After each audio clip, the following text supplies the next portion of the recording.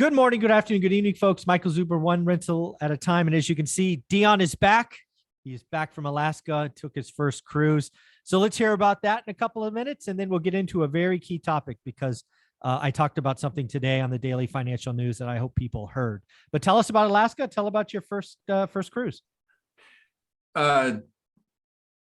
Financial freedom is amazing, and I think more people should work towards it, because Matt, the lumberjack landlord, has kind of been picking on me. He calls me his much older brother. He forgets better looking, smarter, all the other things that he just leaves out. But I took 2 months off, went back to work for about a month, just took a week off. I'm back at work today. That's why I'm here recording with you. And I think I'm not going to be doing this much longer. Very, very so. Cool. Very cool. But actually, I'm not sure what topic you had in mind. I was listening to your daily update this morning. And so I kind of wanted to ask you. Okay. You talked about the Canadian market crashing. Oh, yeah. And I've seen some interesting things in Canada. A little over 2 years ago, they put a 2-year injunction to where foreign investors couldn't buy in Canada. And then about 2 months ago, they renewed it as another 2 years.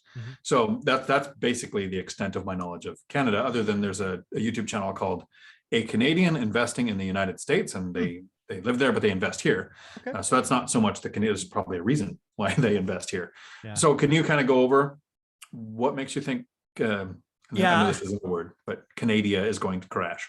Canada, yeah. So it's really interesting. So I've been researching other markets, and I think Canada and New Zealand are kind of the same side of the same coin. And I believe both of them are set up to have a crash, like a legit no holds barred 20% drop, peak to trough, and probably more.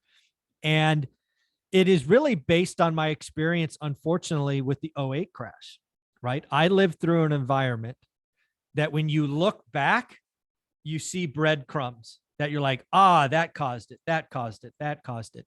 And unfortunately, Canada, given their mortgage structure, is really set up to have some pain. So what does that mean? Well, if you've heard me talk about my experience in the last crash, a lot of it was because of the lending, right? I talked about 2 and 28s, teaser loan, neg am, all of these things.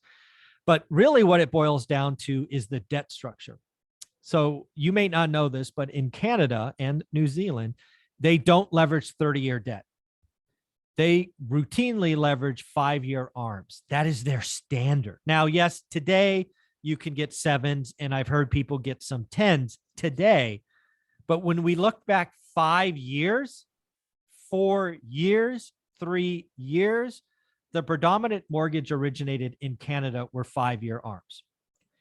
Now, ordinarily, that's not a problem. And this has worked in Canada and New Zealand, for that matter, for a long time. Unfortunately, we are going through an inflation phase, the first time in 40 years. And we are going to see Canadians, and likely folks in New Zealand, have to refi their mortgages at substantially higher rates. Now, what does substantial mean? Well, as I've heard it, lots of Canadians have mortgages with a 1 on it, a 1, like 1.3, 1.4, 1.5. And unfortunately, given the raise by the central banks, it is very likely that these folks will be refining to something with a 3, so a double, maybe even a 4. And I've been digging into this for the last 60 days because I see just a catastrophe. I found an article, and I talked about it in the Daily Financial News like 3 weeks ago, where it was estimated that 24 or 23% of Canadians would have to sell their homes because they can't afford it, right? It is easier to afford something with a 1 than a 3. That's a double. Think about any of your properties. You have to refi and the rate doubles. Not could double, has to double. And unfortunately, that's going to be a problem. Now, what I said this morning, and I think it's true, the people that sell early will be okay. Just like last time, if you had a reset come due early in '08, you were fine. It was the people that had resets in '09 and 10 that got crushed. The problem with these resets is they just keep coming. There's next month. And that's why I was buying routinely in 2010 on Monday, right? Because the new list would come out. And I am very afraid that once this turns and you get those first resets from 1.3 to 3.4 and then to 3.6, people are going to be forced to sell, Dion. And again, the first people to sell will be fine, but it's the person 10th, 12th, 15th in line. It's going to get ugly. And this is so bad. And the reason it came up on my daily financial news today is TD Economics, which I believe is a Canadian firm, actually put out something that was ballsy. They declared that the Canadian housing market, because of this, could see a 19% crash, peak to trough.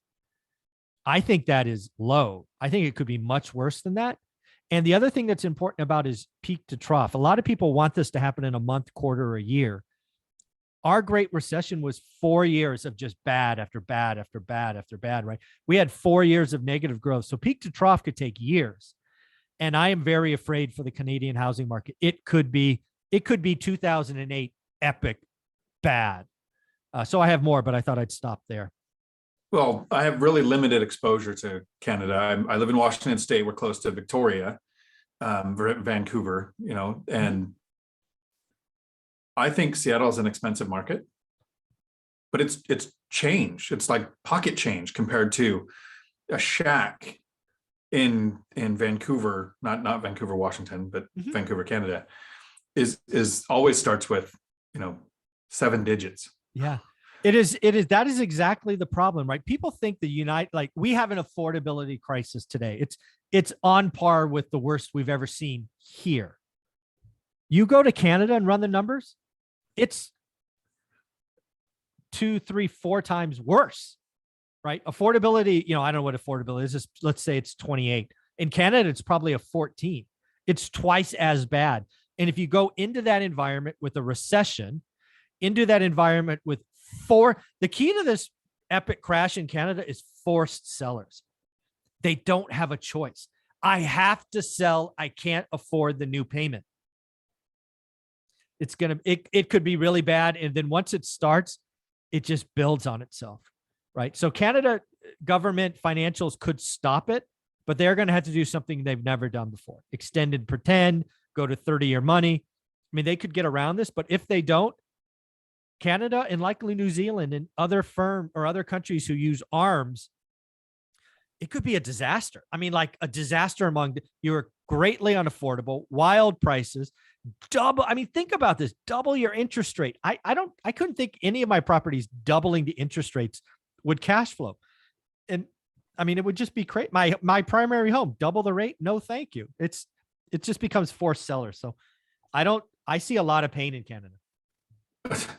And it starts with the people who have to sell. And the first wave doesn't have it as bad as the third and fourth wave. Exactly. But what's going to happen to renters? I mean, for the owners who want to hang on to it, we can kind of justify an annual increase, 5-10% or whatever, to keep up with property insurance and taxes and cost of labor and materials. But when your interest rate doubles, pretty much countrywide, because everybody's on this 5-year arm, which is their standard. I think there's going to be a lot of people taking in roommates. Exactly. And they have to, because again, with your point about rents, I hadn't even gone there, right? You're absolutely right. What happened in our 4-year crash? Rents went up. Right. And because you're a forced seller and you got to live somewhere. Oh man. Well, it's one of the main reasons why I picked my strategy for investing in real estate. Is you look at any crash and your wholesalers can dry up, your flippers can get stuck, your BRRRR method can run into all kinds of problems that you weren't expecting.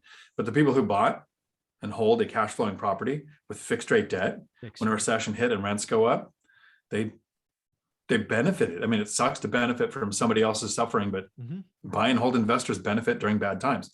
And when you structure right, you benefit during good times. So it's the strategy that is consistently the one that I'm going to just stay with. I don't see me switching this strategy at all. Yeah. And again, I believe this is going to be so bad in Canada that the Canadian government will have to come in and do something.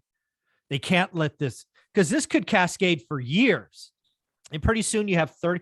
And the other thing about, again, people don't realize in the United States, when you walk away or do a short sale, you're kind of, at least in most states, if it was a purchase money loan versus a refi, you're going to be okay. But in Canada, the debt stays with you. So I think I lost Dion, he's frozen. But this is a good time to wrap up. Folks, I'm very nervous about Canada. It's the real estate market in Canada could really see some pain. Thank you.